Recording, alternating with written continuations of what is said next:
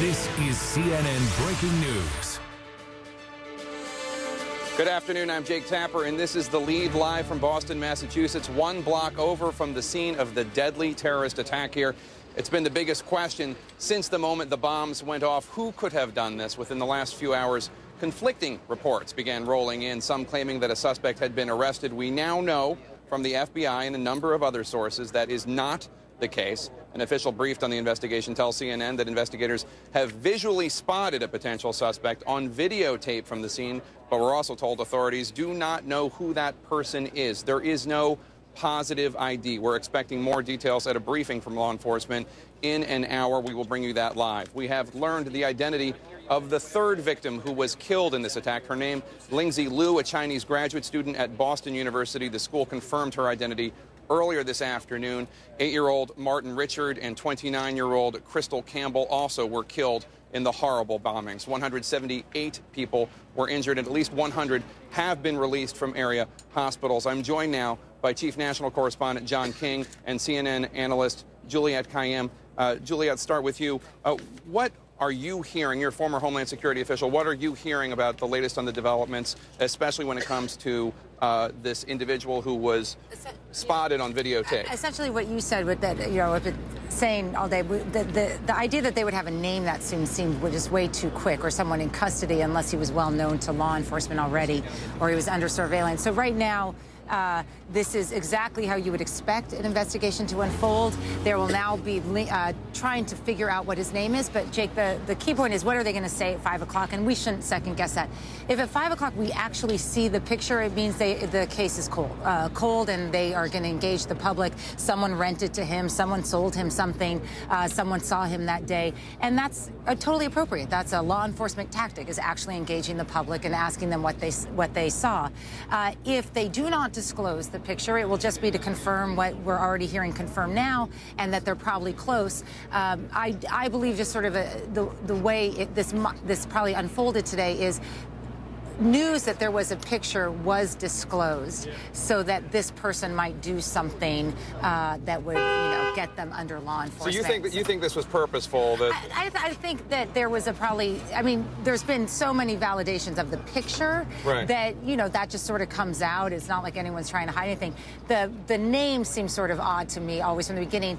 I've been saying I really think it is important that the only goal we really all collectively should feel for is that the arrest is really clean, and that the case is really strong. And then that will be competent government, and that's actually a good thing. And, John, we know that some of the videotape that law enforcement is using is from Lord & Taylor, although Lord & Taylor will have no comment, but sources have told us that they've the cameras picked up, and law enforcement has been studying this visual. What else do we know about the location of this, not the location of this individual, the spotting of this individual on surveillance video?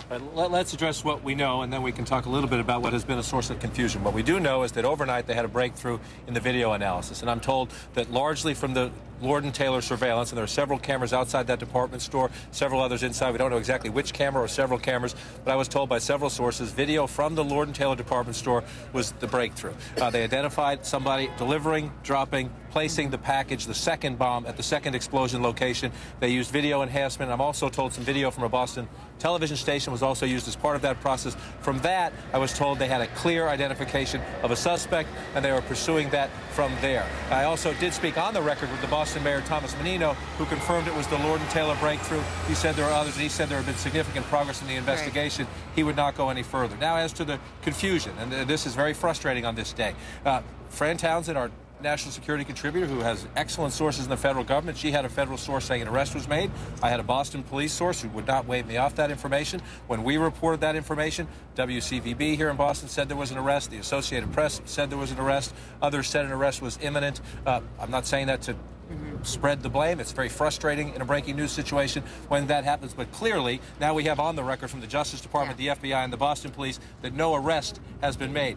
Clearly, there's a significant turn in the investigation, and clearly at this point, it appears that people who have been reliable sources to us in the past 48 hours either were giving us inaccurate information or got out ahead of themselves on something, and that's what we're trying to piece together. All right, thank you so much. So we're going to turn now to the former Secretary of Homeland Security, Tom Ridge. He joins me now from Washington, D.C.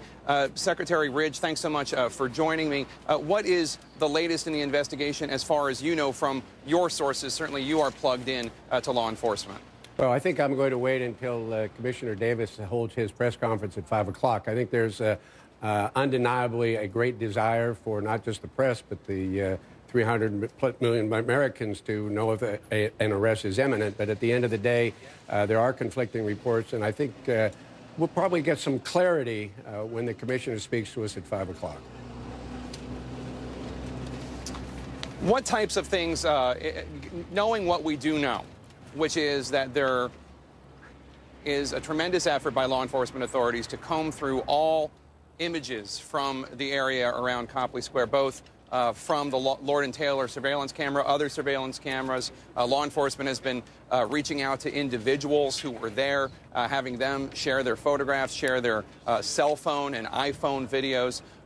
What kind of technology is available to counterterrorism officials, to law enforcement, to enhance these visuals?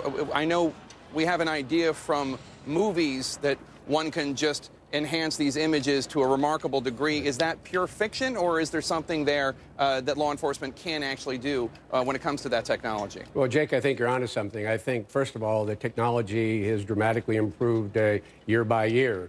And the opportunity to take granular digital photographs or videos and break them down for much clearer pictures, that's just part of the scientific approach that the investigators on the scene have taken. It's very incremental. It's very methodical. Think, if you would, of those huge jigsaw puzzles with 1,000 or 5,000 pieces you spread all over a table, and you start trying to put those pieces together bit by bit. And it's painstaking work, and every once in a while there may be one piece of the puzzle that jumps out at you, and that's maybe what Commissioner Davis is going to talk about, that leads you to putting a more complete picture together. So in a large measure, it has been since 9/11 that we've continued to develop these technologies. But at the end of the day, it's grunt work. You got investigators, police, local police, state police, FBI, scientists at various labs taking a look at the forensic evidence associated with the explosive device, with the remnants of the explosion.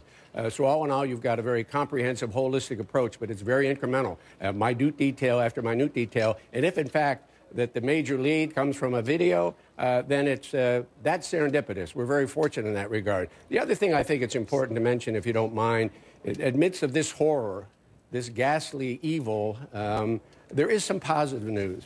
And when you read about how the first responders reacted immediately, the police, the fire, the emergency service personnel, how triage was done immediately, how obviously at the point of these serious injuries and deaths, the decisions were made to distribute the seriously wounded to multiple hospitals. So you did triage on the scene. They'd always been obviously been preparing for a mass casualty event. This speaks, I think, to the growth and maturity, frankly, of the Department of Homeland Security, which is a federal agency, but you can't secure the country and you cannot become resilient inside the Beltway. You need partners. You need the state and the locals. And to that end, when you have training exercises, when you give them federal grants for equipment, when you share information, that's the physical infrastructure, the personal infrastructure. But there's also a psychology to resilience. And as you reported and others have noted, people went to the hospitals immediately, not being asked, we know blood is needed, we're going to respond. Yet people from one side of the street going to the other side of the street to help out. That it just speaks to a very resilient, compassionate, and caring country. And amidst all this horror, that's a pretty positive sign. No doubt the first responders were quite heroic and saved lives with their quick actions and running into the smoke and not just away from it. Absolutely. We know, of course, also, Secretary Ridge, that the London Marathon, they are now taking extra precautions because of what happened here just a block or so away here in Boston. In the very near future, we're going to see huge crowds at the Indy 500, at the Kentucky Derby. How do we, as a society, and how does the federal government keep people safe at these massive events? Well, you've asked the impossible question, for there is no good total answer. You can reduce the risk of an incident, but you cannot create a fail-safe environment.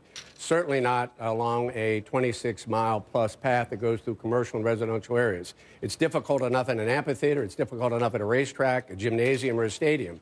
I think we'll see in the future perhaps additional security But there are certain venues that it's very, very difficult to maximize to a point where you're fairly confident that nothing can happen, and certainly a marathon's one of those kinds of athletic events. But as you and I both know, every day in this country, there are multiple venues where hundreds, if not thousands, if not tens of thousands of people for social, political, athletic reasons show up.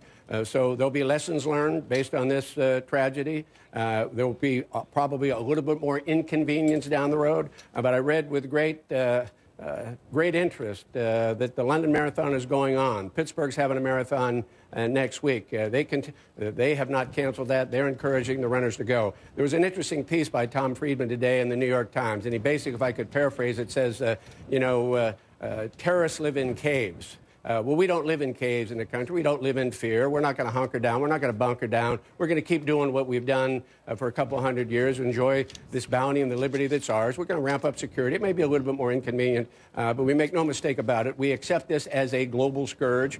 We've been waiting for something like this to happen. It did, but we're far better prepared to respond and recover. And I've got great confidence in the investigative abilities of the federal, state, and local police to find an answer to this in the near future. All right, former Pennsylvania governor, veteran, and Secretary of Homeland Security Tom Ridge, thanks so much for joining us. Please stay with us. We'll be right back.